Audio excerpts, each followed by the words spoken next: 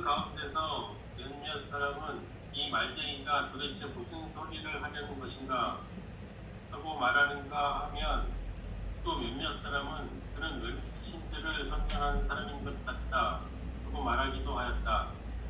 그것은 바울이 예수를 전하고 부활을 전하기 때문이었다. 그들은 바울을 붙들어 아레오바고 국정으로 데리고 가서 당신이 말하는 이 새로운 교훈이 무엇인지 우리가 알 수 있겠소? 당신은 우리에게 생소한 것을 소개하고 있는데 도대체 그것이 무엇인지 알고 싶소? 하고 말하였다. 모든 아테네 사람과 거기에 살고 있는 외국 사람들은 무엇이나 새로운 것을 말하고 듣는 일로만 세월을 보내는 사람들이었다. 바울이 아레오파고 국정 가운데에 서서 이렇게 말하였다. 아테네 시민 여러분, 내가 보기에 여러분은 모든 면에서 등교심이 많습니다. 내가 다니면서 여러분이 예배하는 대상들을 살펴보는 가운데 알지 못하는 신에게 라고 쓰긴 제자도 보았습니다. 그러므로 나는 여러분이 알지 못하고 예배하는 그 대상을 여러분에게 알려드리겠습니다. 우주와 그 안에 있는 모든 것을 창조하신 하나님께서는 하늘과 땅의 주님이시므로 사람이 손으로 지은 신전에 거하지 않으십니다. 또 하나님께서는 무슨 부족한 것이라도 있어서 사람의 손으로 섬김을 받으시는 것이 아닙니다. 그분은 모든 사람에게 생명과 호흡과 모든 것을 주시는 분이십니다. 그분은 인류의 모든 족속을 한 혈통으로 만드셔서 온 땅 위에 살게 하셨으며 그들이 살 시기와 거주할 지역의 경계를 정해 놓으셨습니다.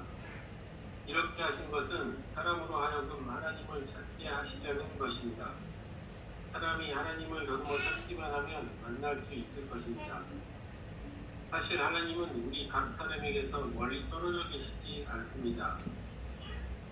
여러분의 시인 가운데 어떤 이들도 우리도 하나님의 자녀이다 하고 말하는 바와 같이 우리는 하나님 안에서 살고 움직이고 존재하고 있습니다.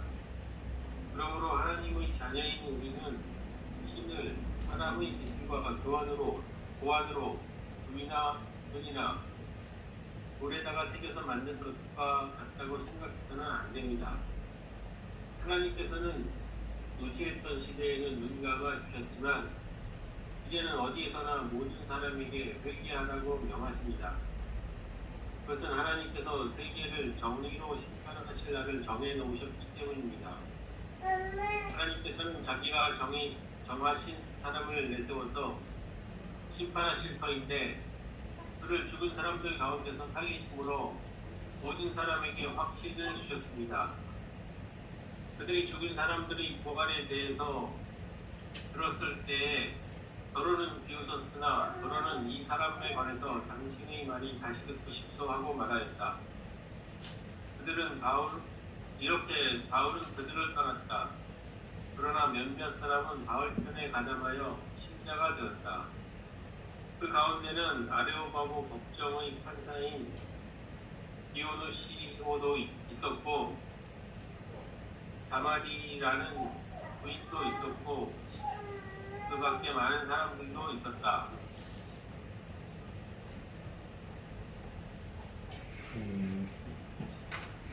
오늘 본문 바울이 그리스의 수도 아테네에서 복음을 전한 그 모습의 기록입니다. 이렇게 바울이 지금 했죠. 옛날 지도로 보면 지난주에 봤던 데살로니가 베레아 거쳐서 베레아에서 디모데와 실라는 베레아에 남아있고 바울로 아테네에서 도착하여서 이제 본격적으로 복음을 전하고 제자를 함기 전에 아테네 도시를 둘러보았습니다. 오늘날 지도로 보면 이렇게 생겼죠. 데살로니가하고 그 옆에 이제 베레아, 지금 이제 베리아라는 지명이었고, 그다음 이제 아래쪽에 아테네, 지금도 그리스의 수도죠. 아테네, 유명한 아테네가 있고, 그 다음에 당시 세계를 지배하던 이탈리아 로마가 있었습니다. 그리고 현재 이게 아테네 도시 모습입니다. 저 유명한 건축물, 유네스코 세계문화유산 1호지요. 파르테논 신전, 그리고 파르테논 신전인 전득베이가 아크로폴리스 언덕입니다. 그 아테네 도시의 제일 높은 곳에 있고, 그래서 거기서 보면 다 내려다볼 수 있습니다. 그리고 바울이 그 아테네 도시를 쭉 둘러봤을 때 아테네 도시 안에 온갖 우상이 가득한 모습에 바울이 격분을 했습니다. 이 격분이라는 단어에서 발작하다, 방분하다 이런 단어가 나왔는데, 바울의 격분은 모세가 산에서 내려왔을 때 이스라엘 백성들이 금송아지 만들고 광란하는 모습을 그때 분노했던 그 모습, 그와 비슷한 감정일 것입니다. 우상을 만드는 인간의 심리, 이런 것입니다. 신이죠. 절대자에 대한 의식이 무의식에 깔려 있지만 그 신 절대자에 대한 바른 지식은 없고, 그리고 자신의 욕망, 야망에 대한 집착이 강한 사람들이 우상을 만들고 우상을 의지합니다. 자아 욕망, 자아 야망을 내려놓을 마음은 없는 사람들이 만든 종교심이, 없는 사람들의 종교심을 만든 게 우상입니다. 그 바울은 아테네 도시 우상에 가득한 모습 보면서 그곳 사람들이 본질에 대한 무지와 그 자아 욕망에 집착하는 안타까운 현실에 이렇게 통탄을 금할 수 없었습니다. 당시 아테네에는 약 3만여 개의 우상이 있었는데, 아까 보았던 지금도 관광지로 유명한 아크로폴리스 언덕 꼭대기에 파르테논 신전이 있습니다. 이 파르테논이란 말은 처녀라는 뜻이에요. 아테나 여신을 모시는 신전, 그래서 이름이 파르테논, 처녀 신전입니다. 옛날에는, 지금은 이제 무너져서 망가져가지고 지붕이 없어지만, 처음에는 이 파르테논 신전 지붕 위에 황금창을 들고 서 있는 금과 상아로 되어진 아테나 여신상이 거대한 게 서 있었습니다. 그 창끝이 황금빛으로 빛나는 게 햇빛에 받으면은요, 바닷가에서 64km나 떨어진 바다에서도 볼 수 있었다고 합니다. 그리고 아테네 도시 곳곳에 그 도시의 수호신, 그 아폴로의 신들, 아폴로의 신상들이죠. 여러분들 한 번씩 이름은 들어봤지만은 주피터, 비너스, 머큐리, 바카스, 넵튠, 다이아나, 에스클레이피스, 이런 신상들이 산지에 있었습니다. 근데 하나하나 정말 아름답게 건축하고 조각하고 했지만, 그러나 그것들이 하나님의 영광을 드러내는 것이 아니라 인간의 탁월한 예술 능력이 우상 숭배에 사용되고 있음에 바울은 통탄했던 것입니다. 우리 그 서양 사상과 문화는 아테네와 예루살렘, 헬레니즘과 헤브라이즘, 이 두 사상과 문화가 엮어온 역사이지요. 때로는 대립을 하기도 하고, 때로는 보완을 하기도, 두 사상이 엮어온 혼재한 역사입니다. 그 중에 헬레니즘 사상과 문화의 본산지이자 대표적인 도시가 바로 이 아테네입니다. 그러니까 서양 철학의 뿌리라고 할 수 있는 소크라테스, 플라톤, 아리스토텔레스 모두가 다 아테네 출신이라고 할 수 있습니다. 소크라테스, 플라톤은 아테네 사람이고요. 아리스토텔레스는 아테네 와서 자신의 사상을 배우고 정립한 사람입니다. 이 사람들은 사도 바울이 지금 복음을 전한 이때보다 한 300~400년 정도 앞서 살았던 사람들이고요. 이 바울의 2차 선교행할 때는 이 동시대 그리스 철학자로 유명한 사람이 네로 왕자의 스승이고, 루키우스 안나이오스 세네카라는 사람이지요. 세네카라는 이름 들어봤을 거예요. 당시 로마 왕제는 이때가 AD 52년, 53년 바울이 2차 선교 때 그때인데, 클라우디우스 왕제가 54년까지 있었고 55년부터 네로 왕제가 54년에 68년까지 있습니다. 세네카는 네로의 스승이었지요. 근데 아테네는 요 파르테논 신전 세워지고 아크로폴리스 광장의 건축물들 세워진 게 BC 5세기경입니다.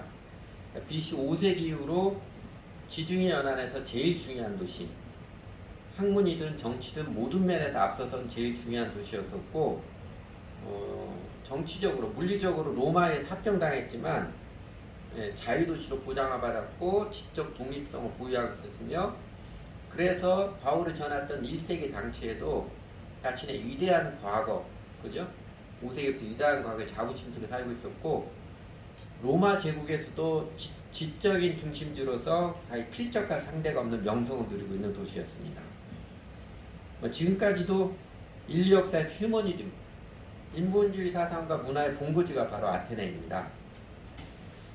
우리에게 익숙한 그리스 로마 신화, 로마 신화는 신의 이야기를 빌어 전개한 인본주의 사상이죠. 아테네에서부터 발상한, 그러니까 신의 이름의 이야기를 빌어서 전개한 인본주의 사상에서 신의 이름을 빌어서 인간은 이런 존재이고 인간 세상은 이런 특성이 넘치는 인본주의 사상입니다. 아직 사람들에게서 신에 대한 그 무의식 이게 없어지지 않기 때문에 신의 이름을 빌어 쓴 것입니다. 그러니까 바울이 이 복음을 전하는 선교를 갔던 1세기 때만 해도 사람들 마음에는 신, 뭔지 잘 모르지만 절대자에 대한 감각을 잃어버리진 않았습니다. 동양이든 서양이든 신이 없는 민족은 없다 했듯이 비록 타락에서 망가졌지만 인간의 의식 무의식에는 그 절대자, 하나님에 대한 의식이 지워지지 않고 남아있습니다. 그리고 이 신, 절대자에 대한 지울 수 없는 막연하고 두려운 의식, 그리고 자신의 한계를 넘어서까지 욕망의 성취를 바라는 집착이 만들어낸 게 이제 우상입니다. 반면 오늘날 현대인들에게는요, 현대인들은 신에 대한 개념 자체를 잃어버린 세대입니다. 르네상스죠. 서양 사상이 인본주의로 중세 이후로 인본주의를 회귀한 이후 그래도 한동안은 한 300~400년 동안은 하나님에 대한 의식, 하나님의 의식을 사람들이 버리지 못했었습니다. 그러나 대략 18세기 이후로 사람들의 의식, 인식 가운데 하나님 자체, 하나님 개념 자체가 사라져버렸습니다. 한순간에 다 된 거는 점진적으로 되는데 크게는 세 가지 원인입니다. 제 소견에는 세 가지인데 하나는 다윈의 진화론이고 그와 비슷한 자연주의 철학자들의 유물론이고 그리고 해겔의 정반합 논리에 의해서 이제는 절대 개념이 사라지고 모든 것을 상대화시키는 그 세 가지가 제일 큰 원인입니다. 그래서 지금은 무신론이 판을 치는 세대라고 불립니다. 현재도 여전히 세상에는 종교가 인간 세력으로 큰 세력으로 남아있지만요. 우리나라뿐만 아니라 전 세계적으로도 무신론자들이 점점 더 증가하고 있습니다. 그러니까 기독교 국가는 미국도 그다음 그 자리 유럽도 지금 우리나라도요. 무신론자들이 점점 더 증가하고 있습니다. 그러니까 종교인들이 종교의 형태를 유지하고 있지만 그 종교인들조차도 정신 사상은 세속 정신, 만모니즘이 거의 모두를 지배하고 있는 세대입니다. 그래서 교회고 절이고 뭐 어디든 가 캐톨릭 성당에 가도 돈 많은 사람이 장땡이에요. 돈 많은 목사가 장땡이고 이게 세상의 모습이지. 근데 이렇게 사람들의 의식 인식에서 좀 하나님의 개념이 없어지면 영적인 일에 무감각할 것 같고 무관심할 것 같지만요. 사실은 그와는 정반대입니다. 오히려 하나님 개념을 누르고 지워버릴수록 영혼의 갈증, 영혼의 갈망을 더욱 심각하게 파고드는 게 현대인들의 불쌍한 실존이지요. 그래서 사실은 현대인들의 우상 숭배는 옛날 사람들보다도 훨씬 더 집착이 강합니다. 현대인들은 과학, 지식의 영향으로 더 이상 나무나 돌로 깎은 우상을 만들고 그러지는 않습니다. 대신에 뭘 우상을 삼아요? 돈에 대한 헌신, 성공에 대한 집착 및 환상, 놀고 편리하게 살고자 하는 쾌락에 대한 집착, 게임 및 판타지에 대한 중독, 스포츠스타나 연예인 아이돌에 대한 광적인 팬들의 모습들이 현대판 우상 숭배의 현상입니다. 따라서 오늘 본문에서 바울이 아테네에서 사랑의 열정과 탁월한 지혜로 복음을 전한 모습은요, 오늘의 우리 이웃들, 사실은 그때보다도 그 옛날보다 더 우상 숭배에 집착하고 있는 현대인들에게 우리는 어떻게 복음을 전해야 하는지 그 과제와 지혜를 함께 깨우쳐 줍니다. 바울은 아테네에서 세 군데 장소에서 복음을 전했습니다. 회당하고 그 다음에 광장, 아고라라고 그러죠. 번화한 시장이자 시민들의 정치적, 철학적 토론의 중심지였습니다. 그리고 아레오바고 법정에 있었습니다. 회당에서는 우리가 지난주에 계속 보았던 것처럼 유대인들에게 구약 성경으로서 예수가 바로 그 그리스도 메시아다 논증하며 복음을 전했고, 광장 아고라에서는 만나는 사람마다 토론했다고 그러죠. 그 토론을 하면서 에피쿠로스 철학자, 스토아 철학자들, 그 그리스 사상가들과 치열하게 논증을 하며 복음을 전했고, 그리고 그 덕분에 그 일 때문에 아레오바고 법정에서는 기회를 얻어서 복음을 차분하게 책임 있게 증거할 수 있었습니다. 에피쿠로스 학과 스토아 학과 많이 들어보셨죠? 동시대의 사상책이었지만 서로 대립적이고 약간 경쟁과가 있었습니다. 에피쿠로스 학과 BC 3세기 에피쿠로스라는 사람이 이 사람은 BC 270년에 죽었습니다. 시다가에서 그가 죽은 뒤에 한 600여 년 동안 지속된 학파입니다. 보통 정원학파라고도 부르게 합니다. 세상의 모든 것은 결국 원자로 되어 있다. 이거 주장한 사람은 데모크리토스죠. 그 주장을 받아들여서 세상은 우연히 원자들이 되는 대로 집합하여서 이루어진 것이고 영혼도 육체의 작동이라고 믿었으며 따라서 사람의 죽은 뒤의 삶이나 심판 같은 없을 것이다. 사람은 죽으면 다 끝이다. 그렇게 하겠습니다. 그러면 뭐가 인간에게 최선이게? 인간의 최선의 삶은 쾌락을 누리는 삶. 특히 고통이나 질병, 두려움과는 멀리 떨어져 있는 고통이나 질병, 두려움이 없는 삶의 평온함과 향락을 추구하는 그 최선이라고 그렇게 주장했습니다. 그래서 종종 쾌락주의라고 불리기도 했습니다. 근데 이런 사상은요, 사실 헬라 철학의 시조인 소크라테스나 플라톤의 영혼 불멸사를 믿었던 건 정반대의 사상입니다. 플라톤의 별명이 고대 경건한 아테인이라고, 경건한 고대 아테인이라고 별명 붙였던 것처럼 플라톤 사상에서는 신에 대한 이야기 별로 안 나옵니다. 그러나 그는 신에 대한 전제적인 믿음이 있었던 사람입니다. 대대적으로 스토아파는 제논이라는 사람, BC 265년에 죽은 사람인데 이 사람이 창설한 것으로 절대자, 지구의 신이 있다는 것을 인정을 했지만요, 그 신을 세상의 혼, 월드소울이죠. 세상의 혼으로 여긴 일종의 범신론입니다. 스토아라는 말은 제논이 주로 강연을 했던 장소가 스토아 포이킬레, 채색 주랑이라는 뜻입니다. 이렇게 건물이 길면 여 기둥에 색깔을 칠했던 그 스토아 포이킬레에서 거기서 따온 말입니다. 세상은 운명에 의해서 결정되었으며 에피쿠로스 학과 사람이 죽으면 다 끝이다 얘기했지만 인간은 고통스럽더라도 자연 및 이성과 조화를 이루어 살기 위해서 욕망을 부인하고 자신들의 임무를 수행하며 자급자족하며 사는 게 최선의 삶이라고 주장을 했습니다. 그래서 쉽게 금욕주의라고 말합니다. 우리 보편적인 낯익은 철학자들 키케로, 세네카, 마르쿠스 아우렐리우스 이 사람들이 다 스토아학파의 사람들입니다. 요약하면 우연과 도피와 쾌락의 향유를 강조하는 것이 에피쿠로스자들의 특징이고, 그리고 숙명론, 복종, 고통의 감수를 강조하는 것이 스토아주의 특징입니다. 그리고 사실 서양 사상 역사는요, 에피쿠로스 학파와 스토아 학파, 나중에 에피쿠로스 학파는 하지만 이게 계속 함께 이어져 오는 것입니다. 감각이냐 이성이냐 이런 것도 계속 이어집니다. 그런데 그 영향력은요, 스토아 학파가 훨씬 더 그렇게 오래 갔습니다. 에피쿠로스 학파는 그렇게 오래 가지 못하고 간헐적으로 충고를 합니다. 스토아 학파에서 질려버린 사람들이 고개를 돌리는 게 이제 다시 쾌락주의로 돌려갑니다. 쾌락주의, 낭만주의로 돌아가는데 에피쿠로스 학파가 그렇게 오래 가지 못하고 크게 영향을 미치지 못하는 것은요, 간단합니다. 그러니까 고통과 두려움으로 멀리 떨어진 평온함과 향락의 삶이 이게 최선의 삶이라고 했는데 그게 실제로 되나요? 내가 고통 없고 질병 없고 두려움 없는 평온함과 행락한 삶을 그렇게 살고 싶다고 추구를 하는데 그게 실제로 돼요? 그거 추구하면 할수록 더 안 되잖아요. 그게 마음대로 안 되고 추구하면 할수록 인생은 오히려 더 힘들고, 그렇게 쾌락을 추구하고 그러면요, 일 안 하고 쾌락 추구하면 인생 망가지잖아요. 더 힘들고 고통스럽고 병도 잘 들고 그런 딱 실제를 맞닥뜨리기 때문에 그렇습니다.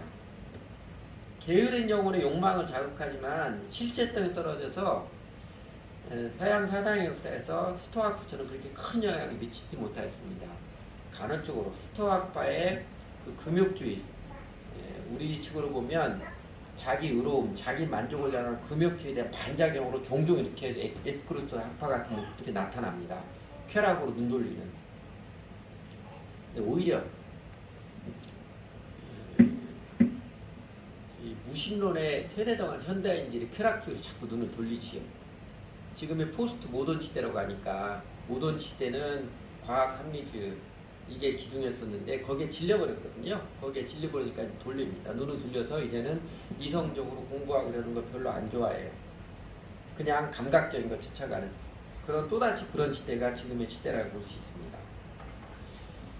근데 이런 사상의 사람들과 더불어서 바울은 인간과 세상의 본질에 대해서 인생의 참된 행복과 의미에 대해서 치열하게 논쟁을 하며 복음을 전했습니다.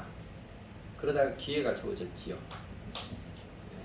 바울이 전한 예수 그리스도 복음 사상은요, 이들 그리스 사상 체계와는 전혀 생소한 것이었고, 에피쿠로스 주의자들이든 스토아 주의자들이든 자신들의 사상의 근거를 띄운 들은 전혀 새로운 세계관이었습니다. 제가 여러분들께 소개했던 것처럼 어쨌든 헬라 사상, 인본주의 사상의 뿌리이자 원족적인 사람이 플라톤인데 그 플라톤의 대표적인 사상 이데아론이라고 그러잖아요. 한 번은 한 제자가 플라톤에게 물었습니다. 선생님은 어떻게 그 모든 것을 다 아셨어요? 그러자 플라톤이 주저없이 대답을 했지요. 인투이션, 직관이라고 그랬습니다. 플라톤의 대답처럼 헬라 사상은 모두가 다 인간의 생각, 깨달음, 직관을 엮은 것입니다. 그렇다고 그 인본주의 사상, 헬라 사상은 100% 다 틀렸다는 이야기는 아닙니다. 적지 않은 부분이 인생의 실제에 대한 통찰, 다른 지식을 알려주고 있습니다. 근데 여러분 주보 3면에 들었던 플라톤과 세네카의 명언들을 보면 공감하는 내용들 많이 있을 거예요. 그냥 인생 살아가는 측면은 누구나 실제로 부딪히는 측면들이거든요. 그러나 바울이 전한 예수의 부활, 성경의 예언과 역사적 사건에 근거한 복음 사상은요, 인간이 생각으로 만들어낸 직관이 엮어낸 사상 체계와는 전혀 다르게 느껴지는 힘이 달랐을 것입니다. 그래서 18절에 보면 바울이 전한 복음에 대해서 그리스 사상가들이 두 마디로 힐난을 하지요. 그 첫 번째가 이 말쟁이가 도대체 무슨 소리를 하라는 것인가?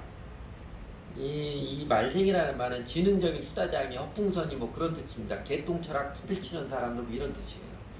자기의 독창적 사상이 없이 여기저기서 주운 지식 부스러기를 뭐 대단한 것을 주워들은 이야기를 뭐 대단한 것이 그냥 자랑스럽게 떠벌리는 사람 이런 뜻입니다.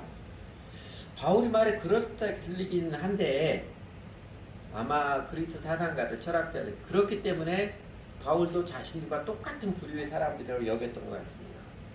또 하나 비만은 그는 외국 신들을 선전한 사람인 것 같다 그러지요.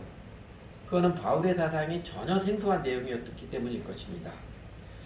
그래서 한번 잘 드러나 보자 해서 사도 바울을 아레오바고 법정에서 증언할 기회를 준 것입니다.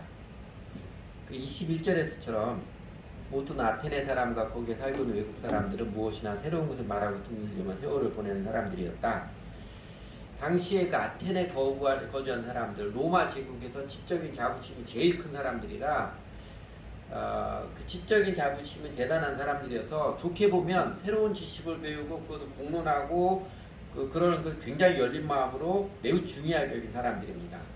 그런데 사도행전의 기록자인 누가가 보기에는요, 그들은 어떤 사람이에요? 무엇이나 새로운 것을 말하고 듣는 일로만 세월을 보내는 사람들이 있다. 일 안 하고 뭐 이런 뜻이죠. 누가가 보면은 그들은 탁상공론자, 아는 척하기 좋아하는 현학주의자처럼 보인 것 같습니다. 이렇게 평한 것을 보면요. 어쨌든 그 덕분에 바울은 아레오바고 법정에서 부활의 예수 그리스도를 차분히 증언할 기회를 얻었습니다. 법정이라 해도 죄를 신문하고 변호하고 그런 게 아니고요. 아마 지금 같으면 청문회 이런 것이지 않았을까 싶어요. 아테네 도시 의회에서 바울을 데리고서 바울의 사상에 대해서 듣는 청문회를 했던 것 같습니다. 그래서 바울이 복음을 증언하는 모습에서 그 다음에 이제 나타난 바울이 복음을 증언하는 모습에서 우선 주목하고 싶은 것은 그는 종교심이 많은 아테네 사람들에 대해서 긍정적이고 지혜롭게 증언을 시작하는 것입니다. 여러분은 모든 면에서 종교심이 참 많은 사람들입니다. 사실 마음속으로는 우상숭배가 가득한 모습에 그가 격분했음에도 말이에요. 대놓고 처음부터 반발하고 그러지 않고 여러분은 종교심이 참 많은 사람들입니다. 이렇게 긍정적으로 접근합니다. 여러분 처음부터 대놓고 반박과 비난하면 그의 말을 듣는 사람은 없습니다. 누구나 다 그러면요. 그렇게 처음부터 대놓고 반박을 누구나 다 마음의 성문을 꽉 닫아버리고 이제 방어 태도로 돌입을 하지요. 우리가 타종교인들 혹은 이단에 속한 사람들 대할 때에도요. 처음부터 그들에게 대놓고 뭔가 잘못된 사람인 것, 나쁜 사람 쳐다보면 그들 마음은 절대로 꽉 닫아 우리 말 안 듣습니다. 그 사람들 우상 숭배자력이거나 열등한 사람, 더 나아가 막 나쁜 사람처럼 여기는 것은요. 지혜롭지 못한 것이고 그리고 인간에 대한 사랑이 없는 것입니다. 종교심이라는 거 이런 거죠. 초자연적인 절대자의 힘에 의존하여서 인간 생활의 고뇌를 해결하고 삶의 궁극적 의미를 추구하는 마음이라고 그렇게 정해요. 복잡해요? 오늘 설교는 조금 그렇지 않아도 제 설교 이야기 한 번 들어 이야기 어렵다면 오늘 조금 더 할 것 같아요. 종교심은 이런 것입니다. 초자연적인 절대자의 힘에 의존해서 인간 생활의 고뇌를 해결하고 삶의 궁극적 의미를 추구하는 마음, 이게 종교심입니다. 그러니까 적어도 인간과 세상의 본질에 대한 추구의 마음, 삶의 의미와 행복에 대한 갈망의 마음이 있으면 인정해주는 게 대화의 창을 열게 합니다. 종교라는 말 자체가 마루종자, 근본에 대한 가르침이잖아요. 그 근본에 대해서 알고자 하는 마음 사람들이 종교를 찾습니다. 그래서 사실은 다른 종교를 갖고 있는 사람들이 복음을 듣기 더 나은 사람들이에요. 세속에 완전히 빠져있는 사람들. 근데 앞에서 잠깐 언급했지만 그 옛날 아테네 사람들은요, 이 종교심에 많았는데 현대인들에게는 이 종교심, 인간 생활의 고뇌를 해결하고 삶의 궁극적 의미, 본질을 추구하는 마음이 없는 게 문제입니다. 소크라테스, 플라톤, 그 서양 철학의 시작은요, 세계와 삶을 이해하고자 하는, 세계가 뭐고 인생이 뭐냐 이해하고자 하는 데서 시작하여서 더 나아가 인생이 어떻게 사는 게 잘 사는 것이냐, 어떻게 사는 게 인생의 진정으로 의미 있고 행복해 살아가는 것이냐, 그 길을 찾는 데까지 나아갔는데, 그래서 사실 오랫동안 철학은 이 주제를 다루었죠. 인간과 세상, 신에 대한 본질을 추구하는 축으로 찾아왔는데, 인식론, 존재론, 행복론 이런 거잖아요. 그런데 대략 18세기쯤 들어와서 철학은 인간과 세상, 인생의 길을 찾는 그 궤도를 일탈하기 시작합니다. 본질을 찾는 일에서 도피하기 시작합니다. 인간이란 무엇인가? 절대자, 신은 존재하는가? 선과 악의 기준은 무엇인가? 사람이 죽으면 어떻게 될 것인가? 인생 지선의 길은 무엇인가? 이런 질문들을 다 버리기 시작합니다. 도피하기 시작합니다. 도피하는 이유 왜 그랬을까요? 간단합니다. 그 서양 철학의 역사에서 인본주의로 내려놓기 싫은 사람들에게는요, 기독교적인 성경적인 대답은 너무 명확해서 싫어요. 그리고 인본주의 바탕에서 이성적인 추구, 감정적, 직관적인 추구, 에피쿠로스적인 그 쾌락의 추구, 그 다음에 스토아적인 이성적인 추구 다 해봤는데 이렇게 해보고 저렇게 하면 해답을 찾을 수가 없었거든요. 그렇게 추구를 하고 할수록 어떤 느낌이냐면 벽에 꽉 막힌 절망감에 부딪혔기 때문에 그렇습니다. 그래도 도피했어요. 그래도 이런 철학이 본질의 문제로부터 도피를 아주 통탄했던 철학자들이 있습니다. 그 사람들이 사람들에게 왜 사냐고 물으면 웃지요. 이런 식으로 도피하지 않도록 그 인간과 인생의 본질 영역을 다루는 새로운 이름을 붙였습니다. 그게 세계관이라는 단어예요. 월드뷰. 독일어도 벨스 안스샤움이라고 그러죠. 벨스 안스샤움이라고 그러는데 이 단어를 처음 붙인 사람이 그 빌헤름 딜타이라는 철학자입니다. 그래서 그 이후로 이제 이런 주제를 다룬, 인간과 세상의 본질을 다룬 주제를 세계관이라고 그럽니다. 그러기 때문에 우리들에게는요, 우리 이웃들에게 인간과 세상의 근본에 대한 질문에 도피하지 않고 직면하도록 하는 게 어쩌면 우리들에게 주어진 과제입니다. 그러니까 당장 눈앞에 보이는 돈, 쾌락, 명예를 넘어서 인간과 세상의 근본에 대해서, 삶의 의미에 대해서, 하나님과 역사에 대해서 올바르고 통일적인 가치관, 세계관을 갖추는 게 이게 얼마나 유익한 것이고 얼마나 힘이 되는 것인지를 우리가 살아가는 모습으로 보여주고, 그리고 사랑과 진리의 말로 깨우쳐 주셔서 우리 이웃들도 그 세속의 활락길에 길로 도피하지 않고 허망한 태도의 길로 도피하지 않고 길과 진리와 생명 되신 예수 그리스도를 발견케 하는 게 우리 시대 우리에게 주어지는 멋진 과제이고 우리를 즐겁게 하는 도전입니다. 다시 할 만한 것이지요. 의미 있는 일입니다. 어쨌든 2000년 전 바울은 아테네 법정 아레오바오 청문회에서 그 과제를 그 당시의 사람들에게 그것을 신나게 사랑으로 접근해서 복음의 진리를 명확하게 증거를 했습니다. 그의 증거의 특징, 종교심하는 아테네 사람들인지라 인간이 고안한 신이 아니라 진짜 하나님은 어떤 분이신지 진짜 세상을 다스리는 절대자 하나님은 어떤 분인지 증거하며 그 하나님을 만나라고 추청합니다. 제가 이거는 자세히 설명을 하지 않을게 크게 사도 바울이 쭉 증거했던 24절에서 36절까지 요약을 하면 세 가지 정도로 요약하겠습니다. 첫째는요, 하나님은 사람이 생각하고 만들어낸 눈에 보이는 형상이 아니라 눈에 보이지 않는 분이시고 전능하시고 만물을 주관하신 유일하신 하나님이시고 증거를 합니다. 이게 대표적인 게 24절이죠. 우주와 그 안에 있는 모든 것들을 창조하신 하나님께서는 하늘과 땅의 주님이심으로 사람의 손으로 지은 신전에 거하지 않으십니다. 그리고 그 다음에 29절에서도 뒤에 29절에도 그러죠. 그러므로 하나님이 자녀 우리는 신을 사람의 기술과 고안으로 금이나 의미 있는 돌에다가 새겨서 만든 것 같다고 생각해서는 안 됩니다. 명확히 증거를 합니다. 그리고 둘째는 사람에게 무엇을 달라고 요구하고 안 하면 두려움을 갖게 하는 군주죠. 임금. 절대자 신은 그런 존재가 아니라 우리 사람들과 함께 하시며 사랑으로 배려해 주시고 우리를 돌보아 주시는 선하신 은혜의 하나님, 사랑의 하나님이심을 증거합니다. 25절부터지요. 또 하나님께서는 무슨 부족한 것이라도 있어서 사람의 손으로 섬김을 받으신 것이 아닙니다. 그건 하나님 아닙니다. 그분은 모든 사람에게 생명과 호흡과 모든 것을 주시는 분이십니다. 그분은 인류의 모든 족도 한 혈통으로 만드셔서 온 땅에 살게 하시으며 그들의 시기와 거주할 지기 경계를 정해 놓으십니다. 이 의미는 이게 여러 가지 해석들이 많이 있었는데 이 의미는 하나님 우리를 배려해 주신 게 그게 진짜 신이지 사람이 이렇게 비율을 맞춰야 되는 그거는 신이 아닙니다. 요 이야기를 한 겁니다. 이렇게 하신 것은 사람으로 하여금 하나님을 찾게 하시려는 것입니다. 사람이 하나님을 더듬어 찾기만 하면 만날 수 있을 것입니다. 사실 하나님 우리 각 사람이 멀리 떨어져 계시지 않습니다.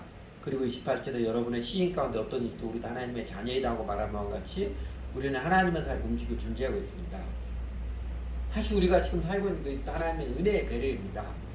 하나님은 우리가 간신히 비율을 맞춰가지고 그래야 우리에게 벌을 내리시지 않고 뭐 그런 무서운 존재 그런 존재가 아니고 우리를 사랑하시고 배려해 주시고 우리 가까이 하신 하나님이십니다. 좋으신 하나님입니다. 증거하지요. 그 세 번째 30절 30절에 증거하지요. 정의로 심판하신 하나님. 인간의 종교적인 성부만 받고 인간 세상이 어떻게 되어야될까는 그냥 방치하시는 무력한 존재가 아니라 세상의 모든 사람을 마침내 정의로 심판하신 하나님을 증거합니다.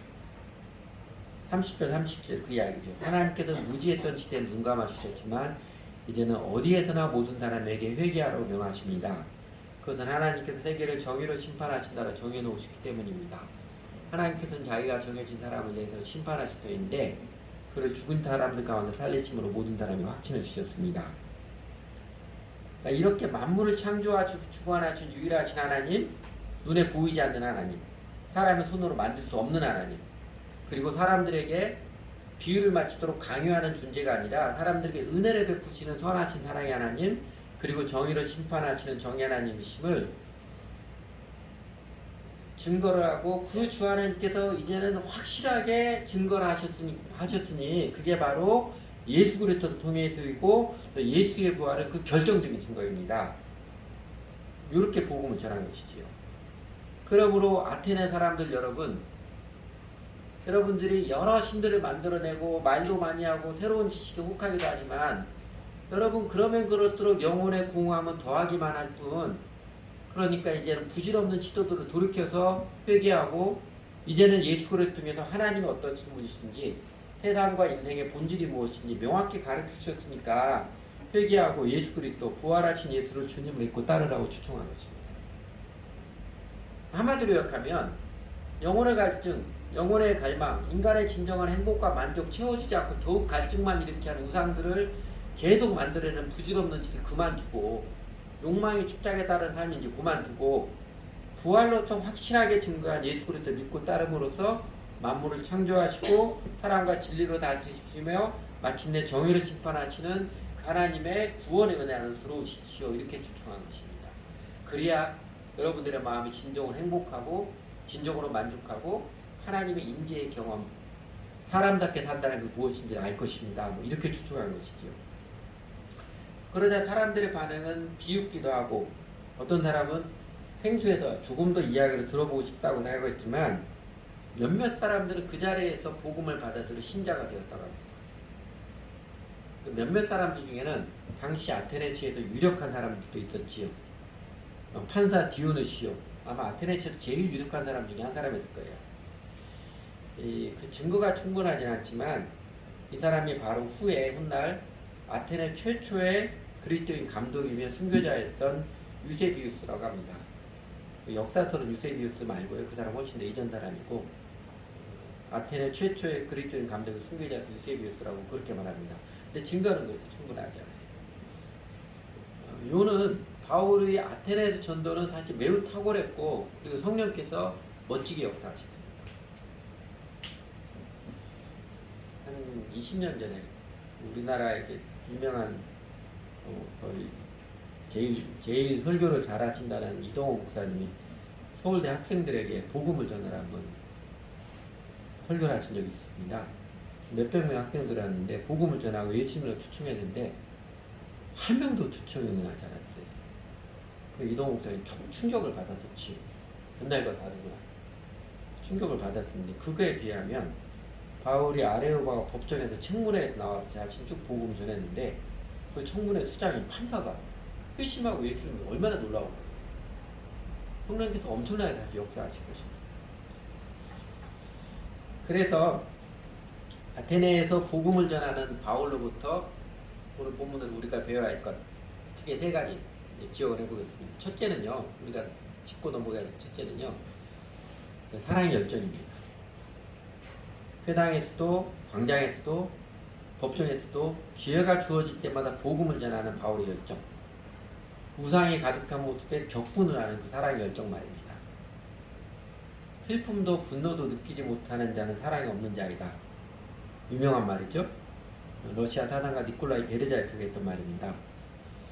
세상 사람들이 살아가는 공허한 모습에 그리고 종교에 열심을 내지만 실제를 알지 못해서 마음에 두려움을 떨치지 못하고 사는 이웃들의 모습에 우리가 사는 오늘의 상황, 여러분 기후변화가 이렇게 극심해서 유엔 사무총장이 지난주에 그랬지요. 지구온난화는 끝났다. 이제는 지구가 펄펄 끓는 시대가 되었다. 그렇게 말해도 무감 같아요. 지난 7월 27일 목요일 우리 민족이 동족상전의 참혹한 전쟁을 끝내지 못하고 휴전한 정전연평이 된 70년이나 지나서도 여전히 극한 대립을 하고는 현실에 아무런 애통 없이 살아가는 모습. 사회, 정치, 국가, 내가 속한 국가, 시대, 세상에 모두 관심이 없고 기껏해야 뉴스 보면 연예가 통신이나 스포츠스타 뉴스만 탐닉하는 모습에 사실은 통탄할 줄 알아야 합니다. 그렇게 살아가는 모습에 인생이 이런 게 아닌데 인생이 이렇게 초라하게 살아가는 게 아닌데 통탄할 줄 알아야 됩니다. 교회가 대한민국 교회가 나라와 민족이 그리고 세상 시대가 어떻게 마치 영화 설국열차처럼 폭주하고 있는지 전혀 관심이 없고 그냥 내일 내 돈 벌기 내 육신 편안한 것 피곤치 않은 것 내 쾌락밖에 모르는 모습에 대해 우리는 통분해야 마땅한 것입니다.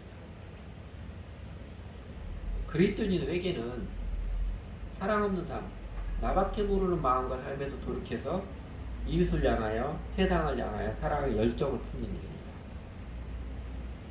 둘째로는 아테네에서 복음 전하는 바울로부터 우리가 배워야 할 것 공부하십시오. 잘 배우십시오. 램지라는 신학자가 있었습니다. 램지라고 하는 신학 성 바울 세인트 폴이라는 책에서 이런 해석을 낸 적이 있습니다. 꽤 유명한 신학자인데 신학자 유명한 신학자인데 바울이 아테네에서도 우리가 다음 주에 볼 거 아테네 그다음 고린도로 가잖아요. 고린도에 갔을 때 고린도 사람들에게 고린도서 2장 2절에 보면 그런 고백합니다.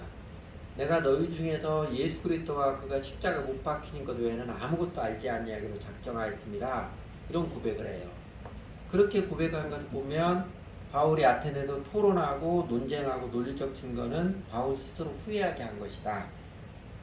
또 그럴듯하게 해석을 해서 복음은 논증을 통해서 전해진 게 아니라 선포하는 것이다. 이런 주장을 한 적이 있어요. 그래서 지금도 어떤 사람들이, 적지 않은 목사들이 복음은 논증, 토론을 통해서 공부해서 전해진 것이 아니라 선포하는 것이다. 그렇게 역사하면서 무대포로 밀어붙이는 사람들이 많지만은요, 제가 보기에는 생각하기 쉽고 공부하기 싫은 사람들이 변명이고 무식하고 용감한 소리일 뿐입니다. 지금 신학자들 중에는 램지 해석에 동의하는 사람은 없습니다. 여러분 공부하십시오. 잘 배우고 깨우치십시오. 모두가 다 바울처럼 탁월한 사상가가 되라는 것은 아닙니다. 물론 그러면 좋지요. 내가 지금 뭔가 이렇게 탁월한 사상 시대 해석을 하고 사상 정치단 해석하고 그러면 좋지요. 그러나 그렇게까지는 안 돼도 바울의 복음과 하나님 나라의 사상, 신약성경에 기록되어 있잖아요. 로마서에 기록되어 있고 서신도에 기록되어 있는 하나님 나라의 진리와 사상에 대해서, 아니 예수님께서 복음서 직접 가르쳐 주셨던 하나님 나라의 사상과 진리에 대해서 그 복음이 왜 진리고 생명인지는 명확히 알아야지요. 그거에 대해서 공부하십시오.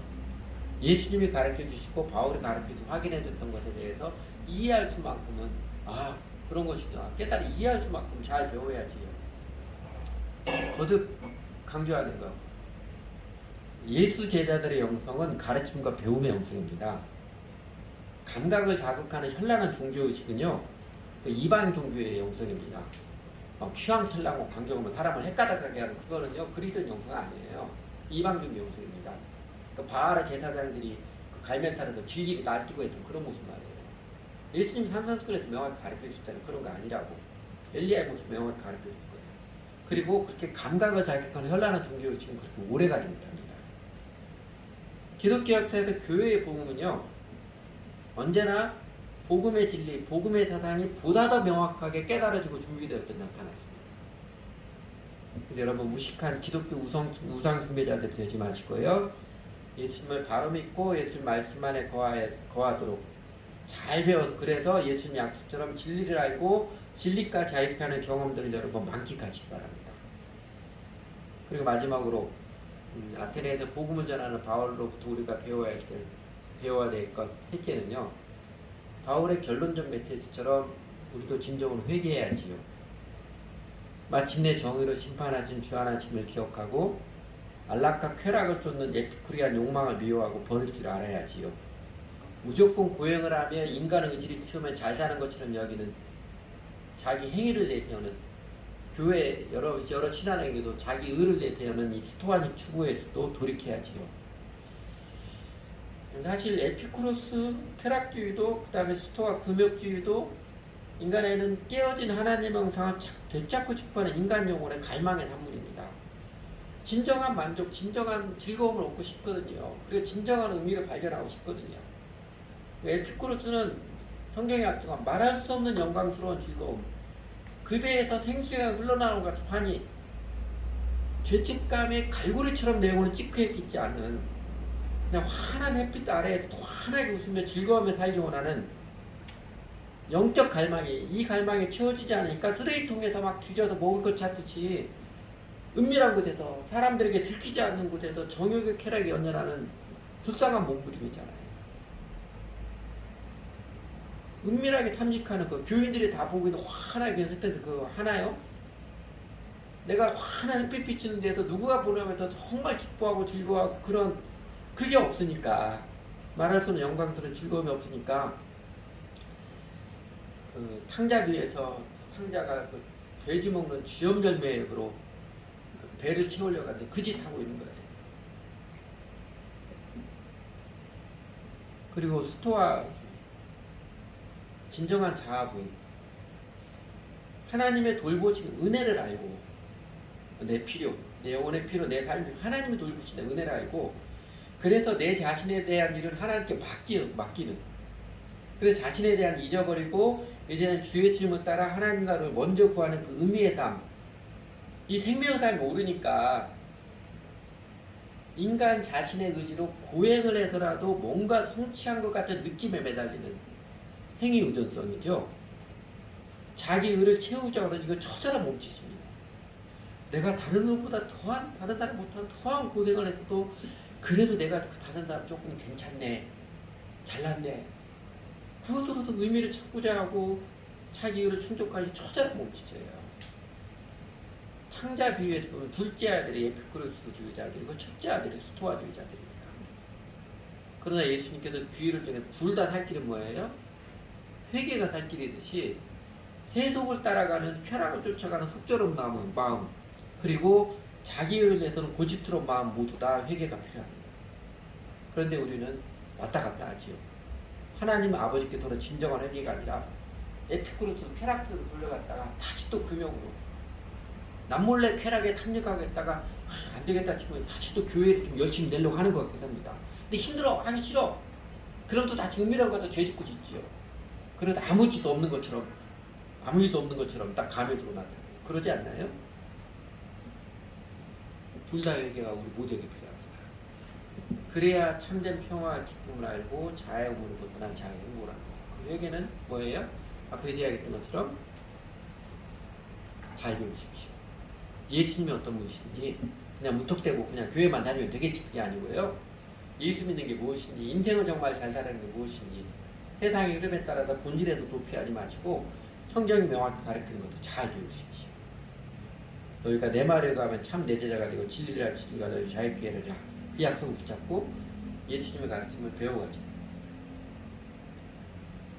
둘 다 회개, 그릇된 추구에서 돌이켜서 여러분 예수님을 바로 알고 바르게 따르시기 바랍니다.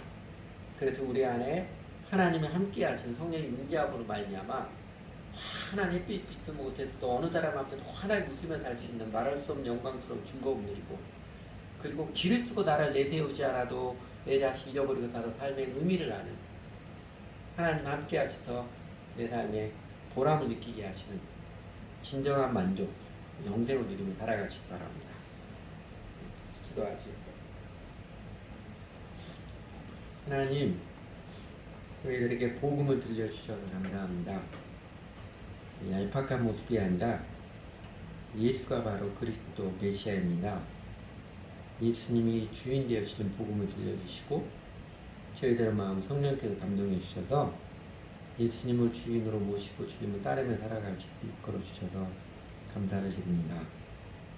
하나님, 저희도 부수하게 많이 에피쿠리안들처럼 쾌락에 탐닉하는 게 기웃거리기도 하고, 그러다 이게 아니다 싶으면 돌이켜서 스토아주의자처럼 종교적인 일에 열심을 내는데 이게 또 재미가 없고 의미가 없으면 또다시 쾌로고 돌아가는, 이렇게 치우치고 저렇게 떨어지는 그런 모습을 반복을 했었는데, 저희들에게 복음을 들려주셔서 예수님을 따르는 삶이 진정한 길이고 진리고 생명임을 깨우쳐 알게 해주셔서 감사드립니다.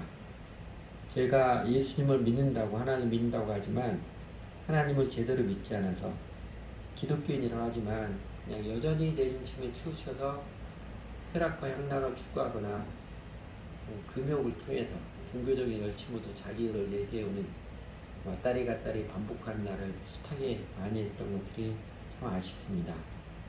하나님, 저희가 여전히 연약할지라도 그래도 예수님께서 복음을 통해서 명확하게 제시해 준 길, 예수를 주님 믿고 예수님을 따를 때 저희들의 작은 심령에도 하나님 함께 하시는 진정한 기쁨이 무엇인지, 겸손하면서도 참된 의미와 보람이 무엇인지를 체험하며 알아가게 해주셔서 참 감사를 드립니다.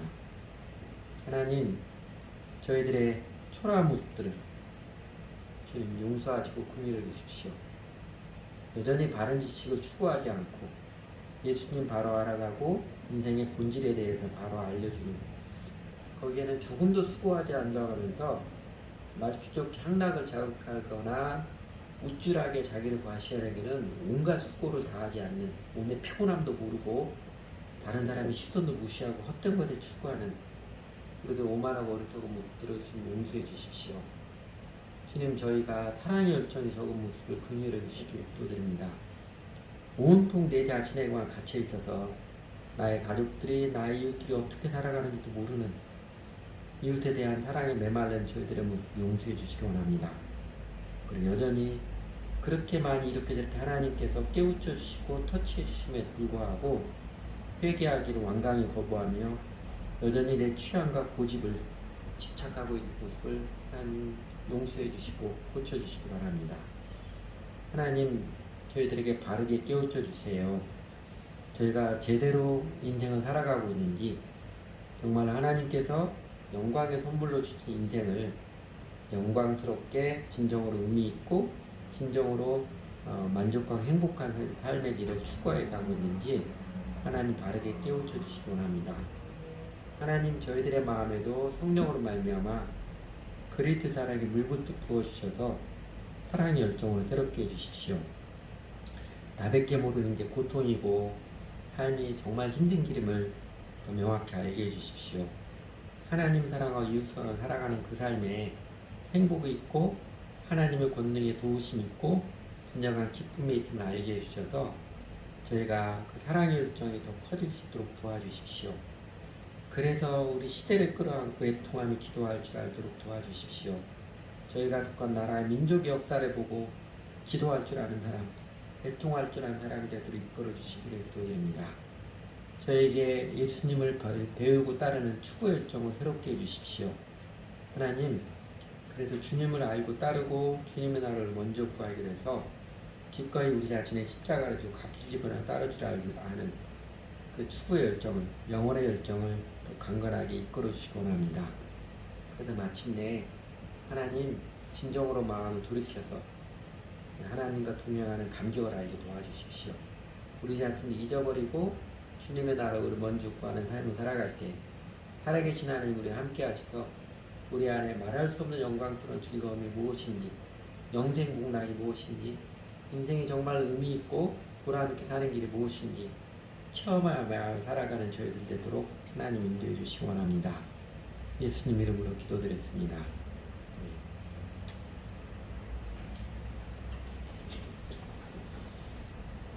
오늘 봉헌 찬송 좀 새로